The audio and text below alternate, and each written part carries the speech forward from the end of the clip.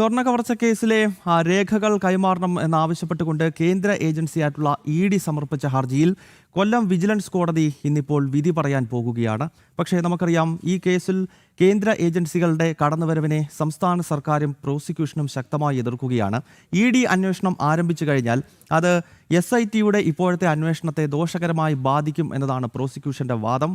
മാത്രമല്ല, സംസ്ഥാന സർക്കാർ തുടക്കം മുതൽ തന്നെ കേന്ദ്ര ഏജൻസിയായിട്ടുള്ള ഇ.ഡി. ഈ കേസിൽ വരേണ്ടതില്ല എന്ന നിലപാട് സ്വീകരിക്കുകയായിരുന്നു. എന്തായാലും ഇന്നിപ്പോൾ കൊല്ലത്തെ വിജിലൻസ് കോടതി ഇതുമായി ബന്ധപ്പെട്ട നിലപാട് വ്യക്തമാക്കും. മനോജ് ചേരുകയാണ്. മനോജ്, തുടക്കം മുതൽ തന്നെ സംസ്ഥാന സർക്കാർ എന്തോ ഭയപ്പെടുന്നുണ്ട്. കേന്ദ്ര ഏജൻസിയായിട്ടുള്ള ഇ.ഡിയുടെ ഈ അന്വേഷണത്തെ അതിശക്തമായി സർക്കാർ എതിർക്കുന്നുണ്ടായിരുന്നു. SITയുടെ അന്വേഷണത്തെ ബാധിക്കുമെന്ന ചില ന്യായങ്ങളൊക്കെയാണ് പറയുന്നത്. എന്തായാലും കോടതി എപ്പോഴാണ് ഇന്ന് ഈ കേസ് പരിഗണിക്കുന്നത്? വിധി പ്രസ്താവം എപ്പോഴുണ്ടാകും?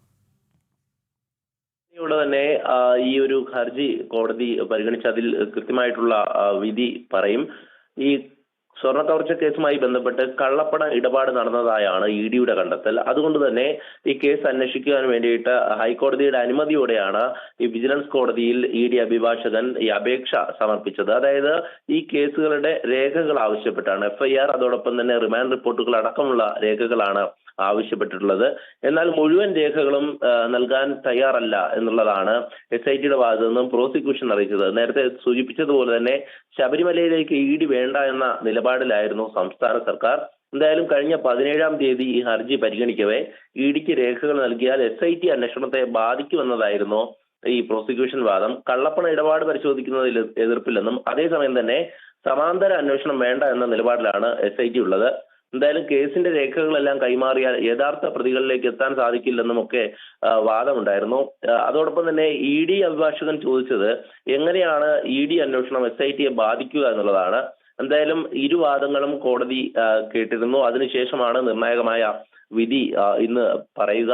അതോടൊപ്പം തന്നെ നേരത്തെ സൂചിപ്പിച്ചിരുന്നു, ഇ.ഡി. വന്നാൽ ഉണ്ടാകുന്ന പ്രശ്നമെന്ന് പറയുന്നത് സംസ്ഥാന സർക്കാർ ഭയക്കുന്നത് SIT അന്വേഷണം പോലെയല്ല, ഉന്നതരിലേക്ക് അടക്കം ഇ.ഡി. അന്വേഷണം എത്തുമെന്നുള്ള ഒരു ആശങ്കയാണ് സംസ്ഥാന സർക്കാരിനുള്ളത്. അതുകൊണ്ട് തന്നെ ഇ.ഡി. അന്വേഷണത്തെ ഏത് വിധേനയും തടസ്സപ്പെടുത്തുക എന്നുള്ളതാണ് ആദ്യഘട്ടം മുതൽ. അതായത് എതിർപ്പ് അറിയിക്കുവാൻ പോലും കൂടുതൽ സമയം ആവശ്യപ്പെട്ടിരുന്നു എന്നുള്ളതാണ്. അത് വീണ്ടും വൈകിപ്പിച്ചു. അങ്ങനെ ഈ തരത്തിലേക്ക് കാര്യങ്ങൾ കൊണ്ടുപോയിട്ടുണ്ട്. നിലവിൽ ഇപ്പോൾ ഇ.ഡിക്ക് രേഖകൾ കൈമാറാൻ SIT തയ്യാറായില്ലെങ്കിൽ ഇ.ഡി. ഹൈക്കോടതിയെ അടക്കം സമീപിക്കാനാണ് സാധ്യത. നിലവിലിപ്പോൾ ഇന്ന് വിജിലൻസ് കോടതി വിധി പറയുമ്പോൾ മാത്രമേ അതിൽ കൃത്യമായിട്ടുള്ള ഒരു കാര്യം നമുക്ക് മനസ്സിലാകുകയുള്ളൂ. എന്തായാലും ശബരിമലയിൽ ഇ.ഡി. അന്വേഷണത്തിന് എത്തിക്കഴിഞ്ഞാൽ, അതായത് കള്ളപ്പണ ഇടപാടെന്ന് പറയുന്നത് സ്വാഭാവികമായും അനധികൃതമായിട്ടുള്ള ഒരു സാമ്പത്തിക ലാഭം ഉണ്ടാക്കുക, അതായത് സ്വർണ്ണ കവർച്ചയിലൂടെ സാമ്പത്തിക കണ്ടെത്തുക എന്നുള്ളത് കള്ളപ്പണ ഇടപാട് ആണ് എന്നുള്ളതാണ്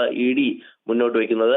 അത്തരത്തിലൊരു അന്വേഷണം നടന്നു കഴിഞ്ഞാൽ മന്ത്രിമാരിലേക്ക് അടക്കം അന്വേഷണം എത്തുമെന്നുള്ളതാണ്. അതുകൊണ്ട് തന്നെയാണ് സംസ്ഥാന സർക്കാർ ഈ കാര്യം ഭയക്കുന്നത്, ഈ കേന്ദ്ര ഏജൻസിയുടെ അന്വേഷണം ഭയക്കുന്നത്. നിലവിലെ SIT അന്വേഷണം മതി എന്നുള്ള നിലപാടിലാണ് സംസ്ഥാന സർക്കാർ ഉള്ളത്. ഓക്കെ മനോജ്, വ്യക്തമാണ്. ഇ.ഡി. വന്നു കഴിഞ്ഞാൽ സ്വാഭാവികമായും കൂടുതൽ ആളുകൾ കുടുങ്ങുമെന്ന കാര്യത്തിൽ തർക്കമില്ല. ഈ ഒരു പശ്ചാത്തലത്തിൽ തുടക്കം മുതൽ തന്നെ ശബരിമല സ്വർണ്ണ കവർച്ചയുമായി ബന്ധപ്പെട്ടുള്ള ഇ.ഡിയുടെ വരവിനെ തടയാനാണ് പിണറായി സർക്കാർ ശ്രമിച്ചുകൊണ്ടേ ഇരിക്കുന്നത്. കേന്ദ്ര ഏജൻസികൾ വന്നു കഴിഞ്ഞാൽ SIT അന്വേഷണത്തെ ദോഷകരമായി ബാധിക്കുമെന്ന മുട്ടാപ്പോക്ക് ന്യായം പറഞ്ഞുകൊണ്ടിരിക്കുകയാണ് ഈ സർക്കാർ. എന്തായാലും കോടതി ഇന്നിപ്പോൾ ഇ.ഡി. രേഖകൾ വേണം എന്ന ഇ.ഡിയുടെ ആവശ്യത്തിൽ കൊല്ലം വിജിലൻസ് കോടതി ഇന്ന് നിലപാട് വ്യക്തമാക്കും. കോടതി വിധി വരുന്ന സമയത്ത് നമുക്ക് ആ വാർത്തയിലേക്ക് വളരെ വിശദമായി പോകാം. ഇനി